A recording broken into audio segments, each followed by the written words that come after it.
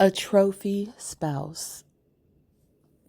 I saw this movie and it was called The Prize Winner of Defiance, Ohio. And it was a 2005 movie and it was based on the true story of Evelyn Ryan, who was a 1950s housewife who entered numerous jingle writing and other contests to support her family and pay their bills. And she ultimately saved their home from foreclosure. So she was married and her husband was an alcoholic. He had a bunch of dead end jobs. He was constantly losing money, constantly. They were in danger of not having food, being evicted, all of these problems. And she was having to be creative because she had 10 kids. And she was having to be creative using her mind to create jingles, to enter contests, to come up with whatever thing that she could do. And she was very, very successful at it. So, in a sense, she made a job. She made a side hustle before we even had things called side hustles. And I bring this up because she was a trophy wife. And I don't mean that in the sense that we normally think of. Of course, he wasn't wealthy and she wasn't just a pretty face, but she was definitely a prize and definitely a prize winner. And she was the one who kept their family together while he was really just ornamental. So, in a sense, he was a trophy husband because he was just an ornament. He was there. He was in the premises, on the premises. He was in the home, but he wasn't useful as a father, as a provider, as a partner to her. He basically was just a source of stress, an inconvenience, a hindrance, but he was a man. And because he was a man, he did have access to things like bank accounts and having the name that was put on their deed and other things that only men could have in the 1950s. And that made me think about something that I've seen on social media recently that I didn't see, let's say, prior to 7 years ago. And it's men complaining that women think all they need to do is just be there. Like we show up and a man is supposed to buy us drinks. We show up and a man is supposed to open the door for us. We show up and a man is supposed to pull out our chair, and we get all these things, quote, because we're women.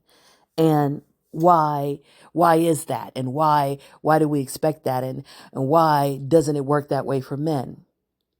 But the funny thing is, for most of our history in the last 3,000 years, it has worked that way. Men showed up and were given the benefit of the doubt of being responsible, of being able to put their name on things because they were the ones with the legal rights. They had the right to vote. They didn't have to fight for any of their rights. They just had to be men. And even in the household, just like with this scenario that I'm bringing up, she was still seen as having achieved a certain status because he existed in the home, even though he was not a provider, not a protector, not even doing more than the kids. In fact, the movie really shows how he's more of a hindrance than her children because her children were at least helpful. And so he was more of a burden than the children. And again, that is the case even in some modern day relationships.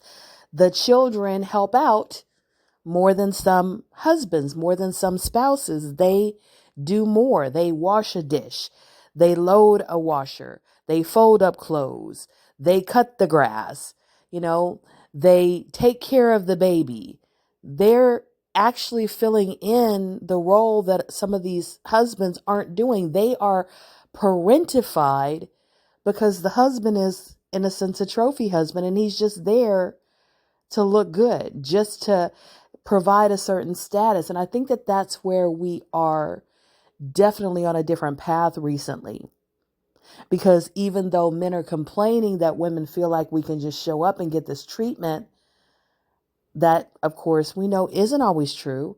And also, it kind of shows that there's some men that are upset that they don't get that they don't get that anymore, that nobody is upset that all these women are single. I won't say nobody, but a lot of people aren't upset anymore. They're not saying, well, what's wrong with her that she can't keep a man? That's becoming something you hear less and less and less and less, because just having a man isn't a status symbol anymore. His presence is no longer this trophy. Just by him existing, just by her having a ring on her finger, just by her having the title of girlfriend or wife. And so now people, both men and women, have to actually contribute to be seen as worthy of having around.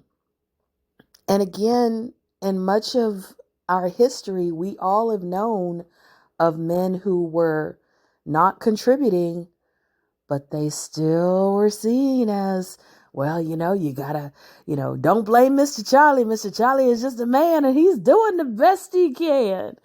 Boys will be boys.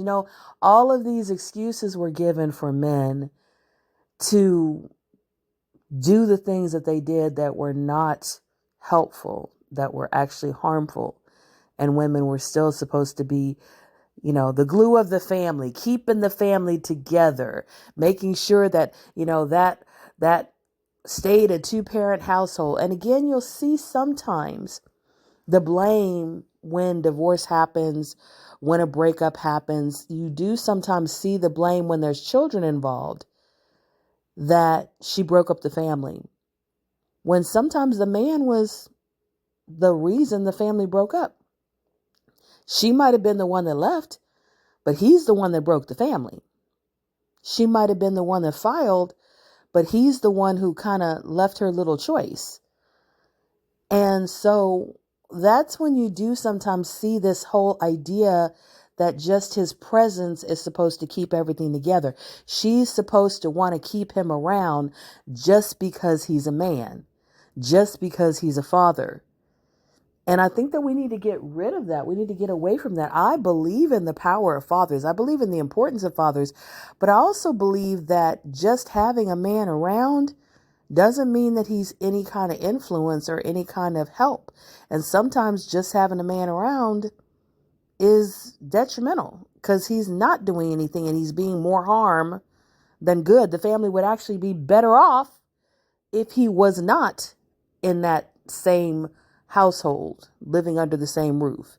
And so I think we have to take it case by case and look at what the dynamics of the family are. Are they healthy dynamics or are they not healthy dynamics?